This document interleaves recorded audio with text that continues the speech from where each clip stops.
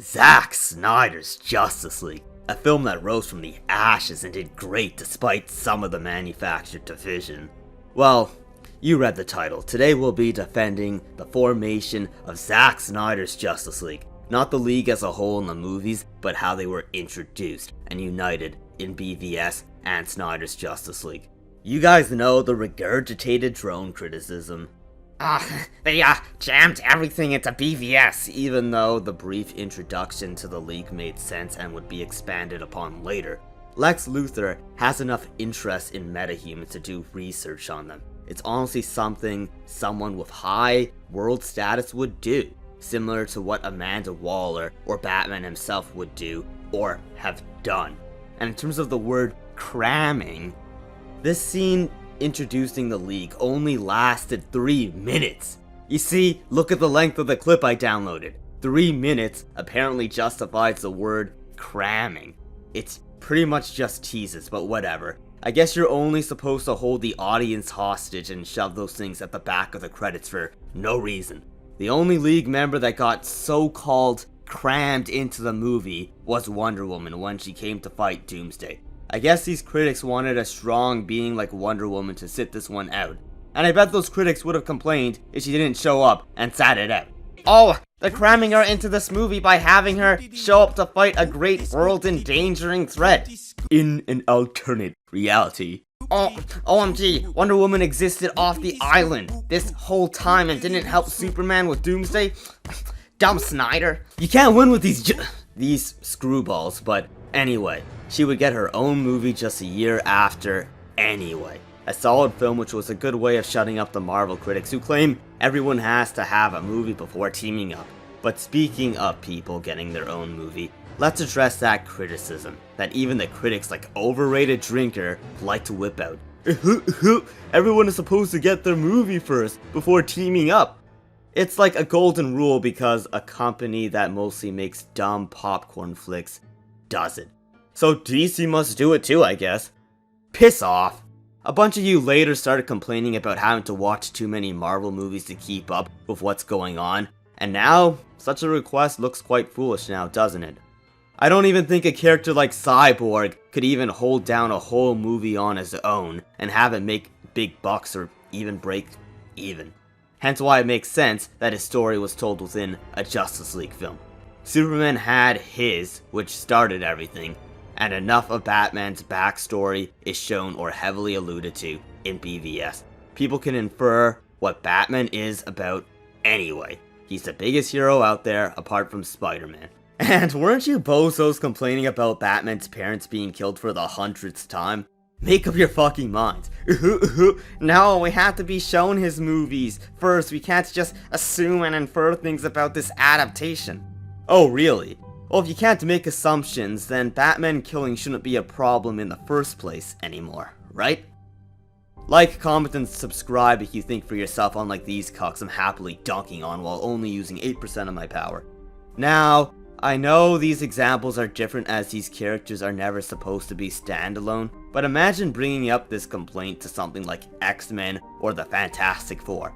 I couldn't really enjoy the X-Men film because Storm, Nightcrawler, or Beast should have had a movie first before appearing in the X-Men. They're too underdeveloped.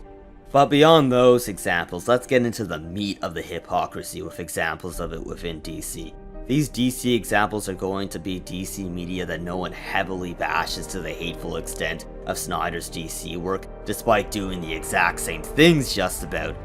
Justice League and the Justice League Unlimited TV shows would just drop characters into their show with no significant backstory near their introduction, like Hawkgirl's backstory that would come near the finale of the show, or various other characters like Green Arrow, Black Canary, Huntress, and the Question, along with a bunch of superhero characters that were just there and never got a significant plotline at all, like Vigilante. Now, I'm not saying I have a problem with this, but this isn't any different from what Snyder gets bashed for. If critics kept the same energy then, they would have ate this show alive. But they won't, because they're hypocrites who make up excuses to not like things instead of actual objective criticisms or reasons. Now, maybe you can argue this being a TV show instead of a movie as a way to justify it, Sure, but I have more factual cards up my sleeve. The DC animated Justice League movies. Now, people and critics say, oh, you see, this is what the live action movies should have been. As if copying and pasting media makes good entertainment, but anyway, let's delve into this hypocrisy that has no excuses. Justice League War did the same thing, but with even more Justice League members. The entire cast makes their first team-up appearance in this movie. Like every single team member. Heavy hitters like Batman and Superman, Green Lantern, Shazam, Flash unless you're counting Flashpoint, and Cyborg, who gets his origin story told within the film, similar to Snyder's League. Although I will say I enjoyed the telling of it more in Snyder's Justice League. But yeah, this is pretty much objectively hypocritical. All the crap that Snyder gets bashed for happens in this movie. People complained about Darkseid losing in his first scene to gods in Snyder's work, but in the animated version, Darkseid loses an eye to a crowbar of all things.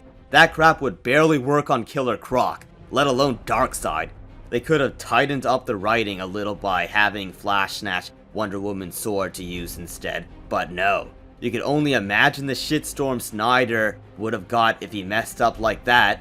Cucks like Cosmonaut would have bitched to the moon about it in a way that would make Karens look agreeable. I'm not done yet though. The death of Superman, where the Justice League shows up to fight Doomsday. Hawkman and Martian Manhunter are just a part of the League with zero introduction at all. Even less than what Snyder did, as it's literally no intro at all. For characters that are aliens, Martian Manhunter being a pretty powerful one at that who could read minds. Slightly unrelated, but similar to the crowbar taking out Darkseid's eye, there's plenty of minor nicks in these films that people look past. They try to portray Superman as the saving people from danger type, which is what people roasted Snyder for not doing in Man of Steel, even though he's fighting someone just as fast as him, and it wouldn't realistically be possible for him to save people in such havoc against someone deliberately causing it with his same powers. People like to forget that this guy snapped his neck to free a family, but I guess they bitch about that too. Check out this full video on it. But anyway, a few of these animated films honestly sort of feel like they're trying to stick it to Snyder, but it gets done in ways that are dumb, like Superman taking his sweet ass time to console some kid while Doomsday could easily be killing more people and wreaking havoc, along with Superman killing Doomsday with a huge Quake level punch while Lois is 1 meter away from Doomsday. She would be complete mush after that. People complained about Snyder's loser, but then we have this moment, which is even more awful as he whines like a literal toddler despite assumably being around the age of 30. Step back, you freak of nature! No! Stay away from me! I'm Lex Luthor! I'm supposed to win! No! I'm supposed to win! Going back to Justice League War, people complained about Snyder's Superman behaving less goody two-shoes, but then we have Superman behaving like a school jock stereotype. Wonder Woman in this one scene behaves like a teenage girl. Diana? Steve, have you ever had ice cream? This cook is truly blessed. You need to come back to the White House. You sound like my mother. The president only has a few minutes to meet you. I grew weary of waiting for him, so I left. I know she's a fish out of water, but it shouldn't be this juvenile. There's more I can nitpick or tear apart in those animated films, like extremely noticeable continuity errors like Superman being in the background of a scene he's not in, or Wonder Woman going from having red demon skin to having normal skin between shots, but I won't bloat this video any further. Overall, I think the DC animated movies are decent, but a lot of them are mediocre or slightly above average, apart from some exceptions.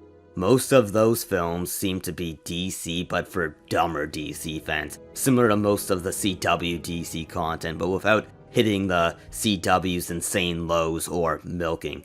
I think Snyder's films definitely outdo all of them though, with my list here being the only films that are on par or not too far beneath in terms of what comes to mind off the top of my head. Justice League shows are still fairly great, etc., but back on topic.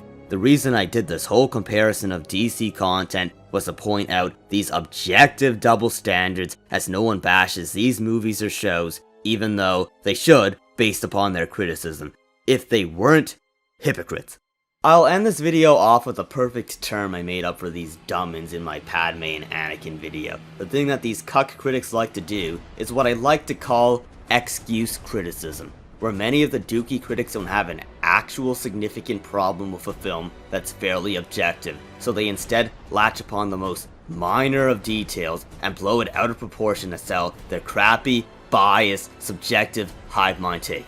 Or in this case, just make up an issue that isn't really a problem to them, as they haven't bitched about it in other forms of similar media I've delved into thus far in this video.